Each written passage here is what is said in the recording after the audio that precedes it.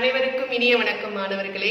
இன்றைய வகுப்பில் நாம் காணப்போவது தொகை நிலைத்தொடர். தொகை என்றால் என்ன? மறைந்து வருவது, அதாவது தொக்கி வருவது. இந்த தொகை நிலைத்தொடர் காண்பதற்கு முன்பாக சொல் என்றால் என்ன என்பதை பற்றி காணலாம். ஓர் எழுத்து தனித்து வந்தாலோ அல்லது பல எழுத்துக்கள் சேர்ந்து வந்தாலோ அது பொருள் தந்தால் அவை சொல் என்று அழைக்கின்றோம். பல சொற்கள் சேர்ந்து வரும்போது அதனை நாம் சொற்றொடர் அல்லது தொடர் என்கின்றோம்.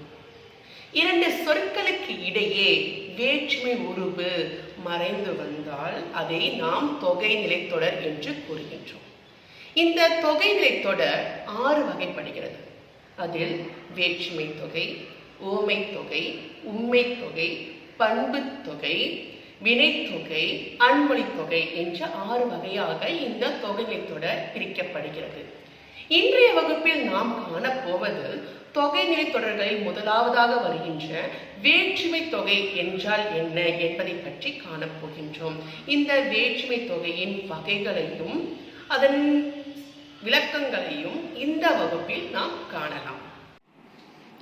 தொகை நிலைத்தொடர், தொகா நிலைத்தொடர் என்பவற்றில் தொகை நிலைத்தொடர் பற்றி காண்போம்.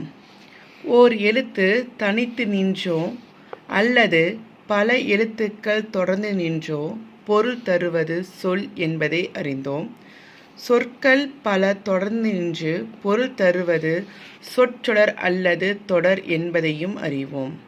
இதில் சான்றாக பால் பருகினான், வெண்முத்து ஆகியவை கொடுக்கப்பட்டுள்ளன. இதில் பால் பருகினான், வெண்முத்து ஆகியவை பாலை பருகினான், வெண்மையான முத்து என்னும் பொருட்களை தருகின்றன.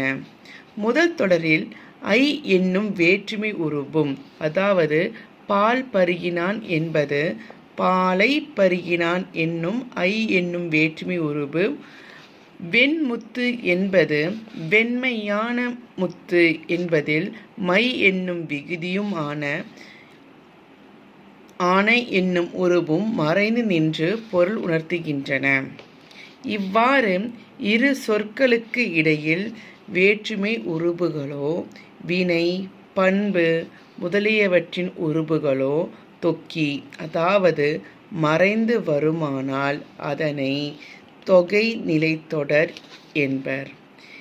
இத்தொகை நிலைத்தொடர் வேற்றுமை தொகை, வினைத்தொகை, பண்பு தொகை, ஓமை தொகை, உண்மை தொகை, அன்மொழி தொகை என 6 வகைப்படும்.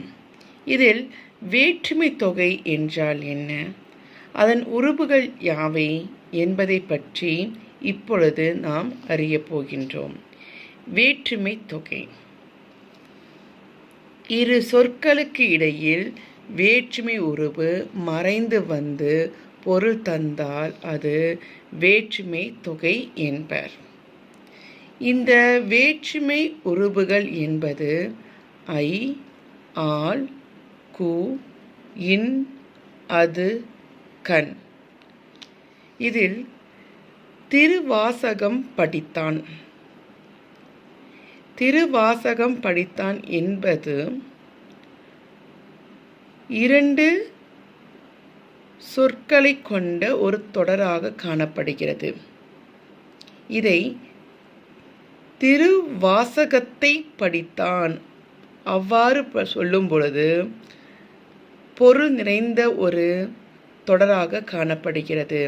திருவாசகம் படித்தான் என்பதை திருவாசகத்தை படித்தான் என்று கூறினால் அது 2ஆம் வேற்றுமை தொகை. இந்த 2 சொற்களுக்கிடையில் ஐ என்னும் 2ஆம் வேற்றுமை உருவு மறைந்து வந்தால் அது 2ஆம் வேற்றுமை தொகை எனப்படும். அடுத்தது ஆல் என்பது 3ஆம் வேற்றுமை தொகை, அதாவது தலை வணங்கு. இந்த தலை வணங்கு என்பது தலையால் வணங்கு என்று பொருள்படும்படி கூறினால் அங்கு 3ஆம் வேற்றுமை உருவு மறைந்து வந்துள்ளது என்று பொருள்படும். ஆல் என்பது 3ஆம் வேற்றுமை உருவு ஆகும். 4ஆம் வேற்றுமை உருவு என்பது கு. சிதம்பரம் சென்றான், சிதம்பரத்திற்குச் சென்றான் என்று பொருள்பட வேண்டும். அப்பொழுது இந்த சிதம்பரம் என்பது சிதம்பரத்திற்கு என்று மாறும் பொழுது அது 4ஆம் வேற்றுமை உருபு மறைந்து வந்து 4ஆம் வேற்றுமை தொகையாக மாறுகிறது. மலை வீழ் அருவி என்னும் தொடர் இன் என்னும் 5ஆம் வேற்றுமை உருபை பெற்று மலையின் வீழ் அருவி என்று பொருள்படும்படி அமைகிறது. அவ்வாறு அமைந்தால் அது 5ஆம் வேற்றுமை தொகை ஆகும். அது என்பது 6ஆம் வேற்றுமை தொகையின் உருபு ஆகும். கம்பர் பாடல் என்பது கம்பரது பாடல், அதாவது இந்த எழுவாயுடன் அது என்னும் வேற்றுமை உருபு சேர்ந்து மறைந்து வந்து பொருள் தருகிறது. கம்பரது பாடல் என்று பொருள்பட வேண்டும். அப்பொழுது அது என்னும் 6ஆம் வேற்றுமை உருபு இங்கு மறைந்து வந்துள்ளது. மலைக்குகை. இந்த மலைக்குகையில் கண் என்னும் 7ஆம் வேற்றுமை உருபு மறைந்துள்ளது. மலையின் கண் குகை என்னும் பொருள்படுமாறு அமைந்துள்ளது. இவ்வாறு மலையின் கண் குகை என்பது 7ஆம் வேற்றுமை தொகையில் அமைந்துள்ள 7ஆம் வேற்றுமை உருபான கண் அமைந்துள்ளது. இப்பொழுது நாம் திருவாசகம் படித்தான் என்பது திருவாசகத்தை படித்தான் என்று பொருள்பட வேண்டும். தலை வணங்கு என்பது தலையால் வணங்கு என்று பொருள்பட வேண்டும். சிதம்பரம் சென்றான் என்பது சிதம்பரத்திற்கு சென்றான் என்று பொருள்பட வேண்டும். மலைவீழ் அருவி என்பது மலையின் வீழ் அருவி என்று பொருள்பட வேண்டும்.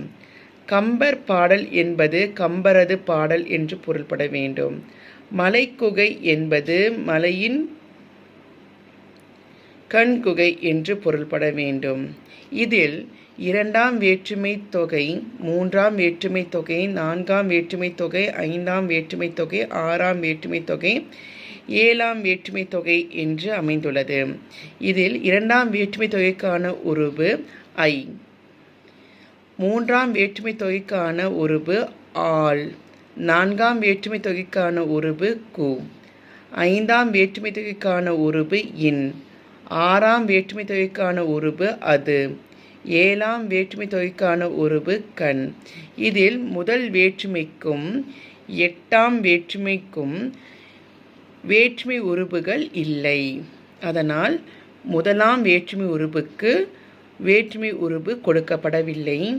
8ஆம் வேற்றுமை உருபுக்கு கொடுக்கப்படவில்லை.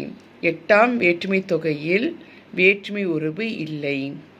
இப்பொழுது நாம் தொகைநிலை தொடரின் முதல் பகுதியான வேற்றுமை தொகை என்றால் என்ன, அந்த வேற்றுமை தொகையின் உருபுகள் யாவை என்பதை பற்றி நாம் அறிந்து கொண்டோம். மீண்டும் அடுத்த பாடப்பகுதியில் இலக்கண பகுதியில் காண்போம்.